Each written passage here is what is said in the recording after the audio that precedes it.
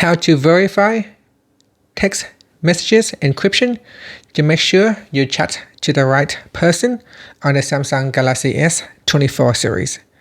First, tap on the home button to go back to the home screen. And on the home screen, open up the text messages app. In here, open up the text conversation and then tap on the more button. After that, we go down and tap on details.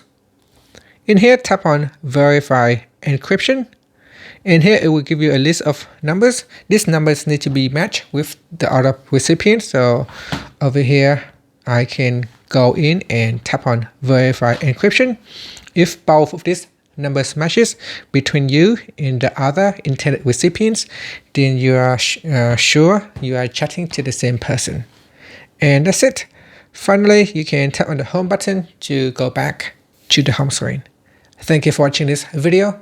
Please like and subscribe to my channel for more videos.